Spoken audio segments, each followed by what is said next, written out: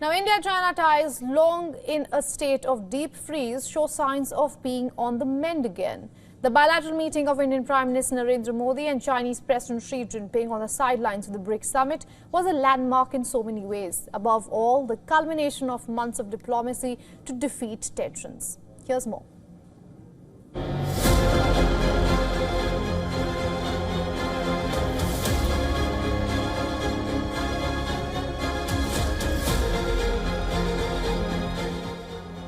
The first structured bilateral meeting between leaders of the Asian giants in all of 5 years.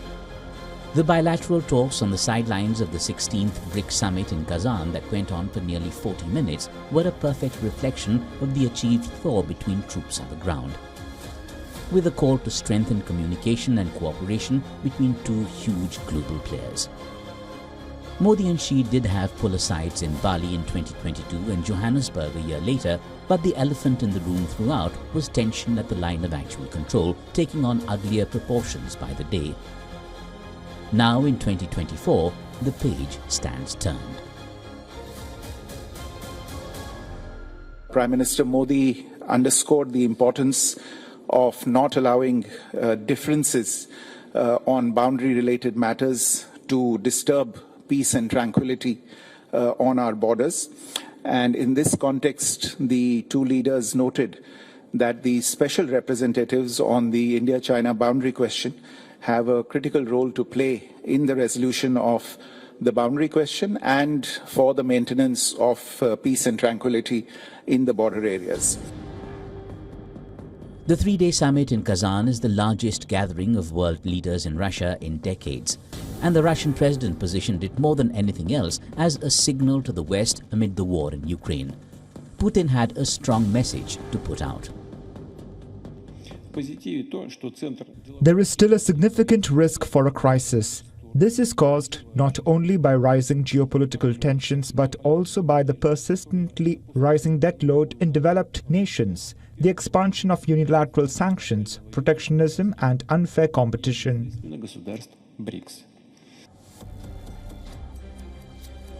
As expected, the Russia-Ukraine war and the conflict in West Asia was the focus of the conclave.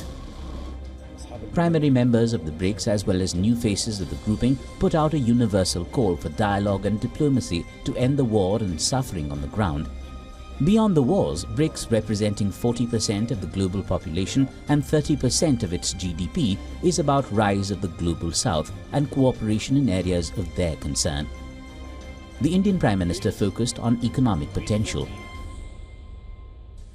सीमा पार पिछले 4 वर्षों में उत्पन्न हुए मुद्दों पर बनी सहमति का हम स्वागत करते हैं। सीमा पर शांति और स्थिरता बनाए रखना हमारी प्राथमिकता रहनी चाहिए। म्यूचुअल ट्रस्ट, म्यूचुअल रिस्पेक्ट और म्यूचुअल सेंसिटिविटी हमारे संबंधों का आधार बने रहना चाहिए। For India and for Russia, possibly the biggest takeaway of the day was here. The achieved India-China thaw coming after months of talks at multiple levels reflect more than anything else the power of diplomacy to change the state of relationships. There's a leaf out of this book that many global adversaries need to take.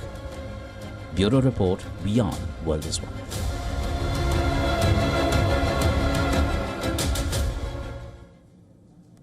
And to get us some perspective, we are now being joined by Assistant Editor for Foreign Affairs, Siddhant Sibal, live from Kazan, Russia. Siddhant, what is the latest you have for us from Kazan?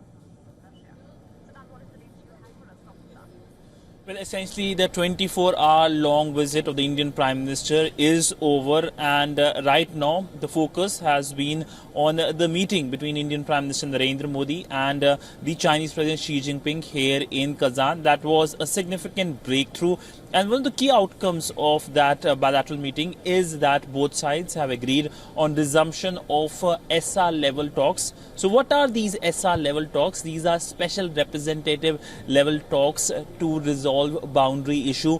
It was established in 2003 under the Prime Ministership of Atal Bihari Vajpayee. In fact, it was his brainchild when he was the Foreign Minister of the country in 1970s. And essentially, this is to resolve the situation on the border. It has met several times.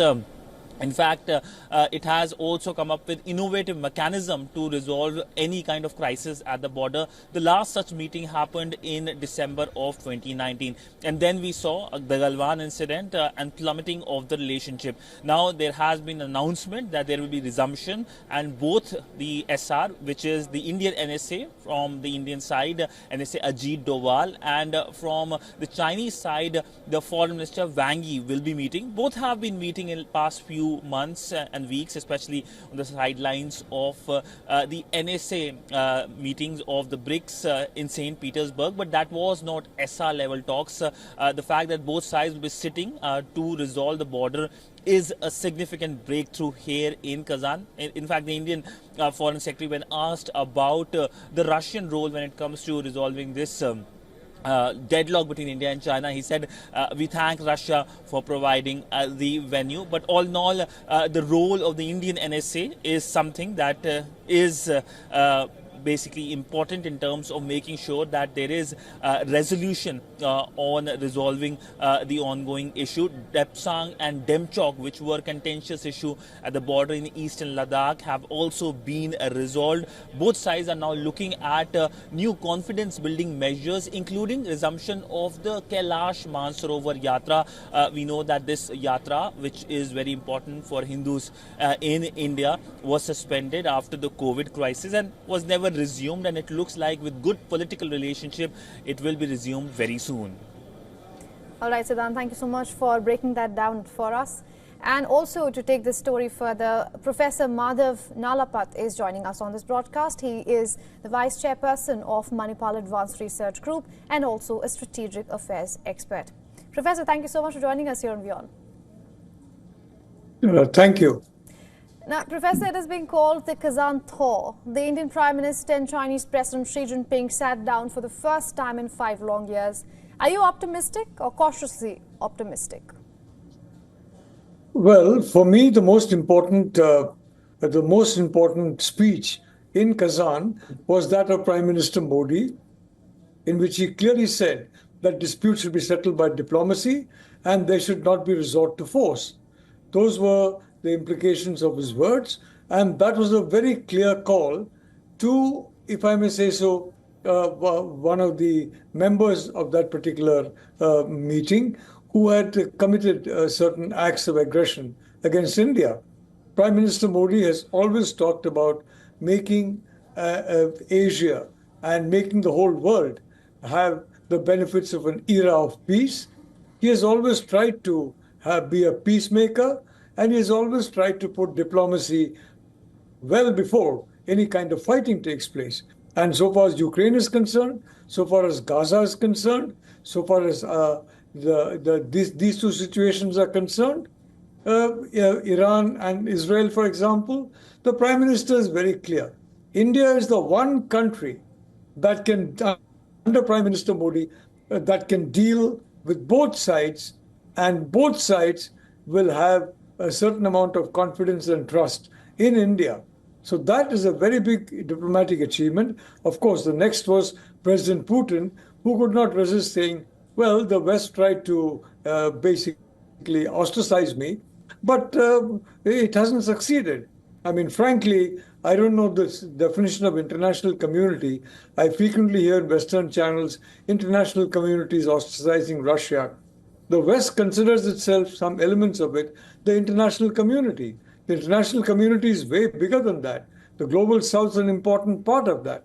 And so far as the Global South is concerned, both at the summit and elsewhere, Prime Minister Modi would have taken up these issues very strongly, because this is something he feels very strongly about, the ensuring that the global South has a glorious future. Right. Since you say that Yes. India's role on a global scale, where do you see the BRICS grouping as a whole standing in the global stance? Well, BRICS is not, I wouldn't call BRICS a part of the global South, although there are several countries in the global South like India, Brazil, who are members of BRICS. You can't, for example, if you talk of the global South in terms of economic terms, you can't call Saudi Arabia in the global South. Saudi Arabia is a very wealthy country. But China, for example, neither geographically nor in terms of the GDP is it any more a part of the global South. But what is important is that the Prime Minister has shown an ability to go to be welcomed, if I may say so, in entirely opposite camps.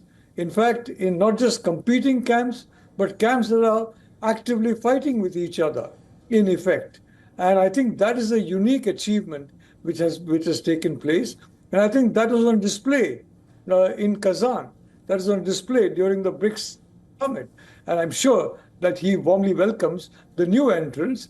And I'm equally sure he's going to be very careful to see that any kind of expansion does not take place under duress, for simple reason that SCO is basically, it's dominated by a single country. Right. It's good that India's there. India's a corrective. BRICS is certainly not dominated by any single country. And I think even the Russians will want to keep it that way. All right. And so will every country except China. All right, Professor. Thank you so much for your insights.